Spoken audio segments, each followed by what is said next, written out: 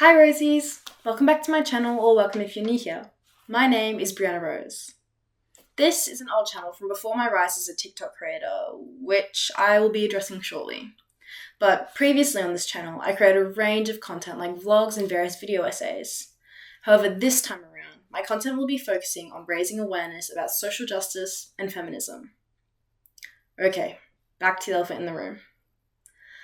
I know it's jarring that I just deleted my entire TikTok account with no warning, but honestly, the hate I was receiving was really damaging my mental health, and I needed some time to remember why I make the content I make, away from the critical eye of the internet. If you click this video, you're probably a feminist like me, maybe even supported me on TikTok, and I appreciate and love you guys so much. For a while, all the support and comments from people like you were giving me real hope. It felt like society's mindset might actually be shifting, becoming more understanding of female vulnerability and the ongoing fight for equity. But then, I guess the algorithm shifted or something, and my content was being shown to the wrong people. But despite all the hate, I'm so grateful because it was a huge wake-up call. It made me realize these things. Many people still don't believe in equal opportunities for men and women. There are people who support gender equality, but don't align their beliefs with feminism.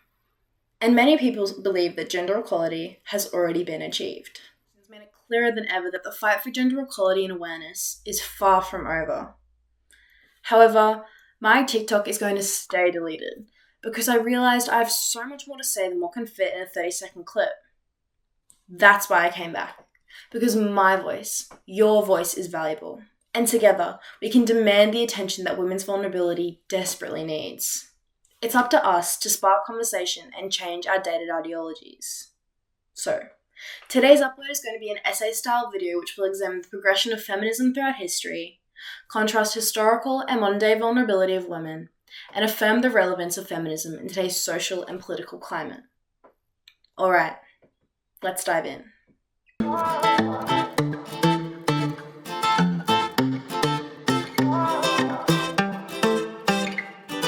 When advocating for feminism these days, in lieu of an onslaught of hate, the more moderate yet just as harmful response is, but things are so much better than they used to be, right?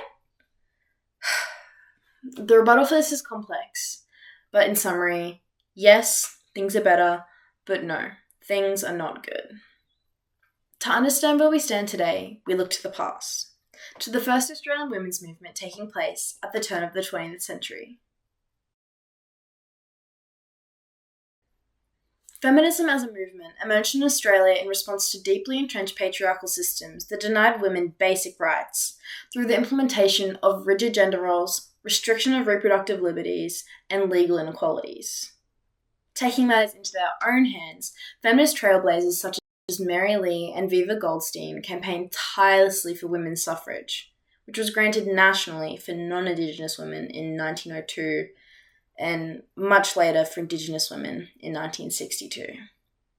This became known as the first wave of feminism.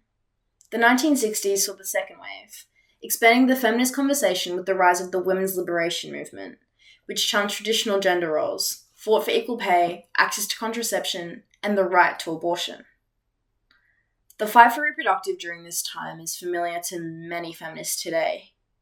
Both then and now, these movements were met with significant resistance, being viewed as radical, rather than a fight for the basic right to bodily autonomy. The third wave came in the 1990s, addressing the diverse experiences of women across minority groups. In Australia, this wave sought to bring attention to issues like domestic violence and sexual harassment, emphasising the continued vulnerability of women. However, the necessity of this movement has been questioned by many, deemed as unnecessary in a supposedly post-feminist world. Now, in the ongoing fourth wave, this doubt proves to be a significant roadblock in the effort to promote awareness of female vulnerability. So yes, where feminists stand today is the result of the hardship of the incredible women in our past. In fact, a 2024 report on gender attitudes shows that 43% of young women reject attitudes that underpin gender inequality, compared to 20% of young men, which presumably is higher than historical values. But since we're talking statistics, in 2021 alone, 2 in 5 Australian women reported experiencing sexual violence. 22%, 2.2 million of Australian women aged over 18 reported that they had experienced sexual violence, with 2 million experiencing sexual assault. Data analysis shows that this statistic is increasing significantly each year. Additionally, the Australian Femicide Watch Tally tracks every known Australian woman and child killed as a result of murder, manslaughter, or neglect. In 2024, 103 Australian women and 16 children were killed. The 2025 toll currently stands at 14 women and 4 children. I don't know about you, but it's truly puzzling to me that in a time where apparently 35% of young Australians reject gender inequality, the statistics of violence, assault, rape, and murder continue to increase. And many of these activists don't even identify with the term feminist. Why is this? I hypothesize that social media is partially to blame. Feminism is made into a dirty word through the representation of people who are not feminists, but misandrists. This radical opinion gains attention and is magnified by social media. Suddenly, radical hate speech is being shown to millions of impressionable internet users, including many youths, and being labelled as feminist. The word becomes an insult and is applied to all contexts concerning women's rights. My experience is a perfect example of this. And if it's not minority misandrists, it is misogynists like Andrew Tate. The voice of influencers like Tate is especially harmful when communicated to young, naive audiences who are frustrated and searching for their identity.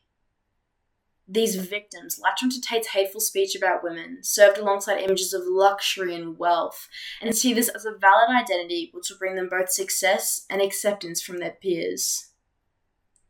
These attitudes ultimately serve to justify the oppressive systems which have violated women's safety, freedom, and equality for hundreds of years. The conversation is admittedly heavy, but so vital.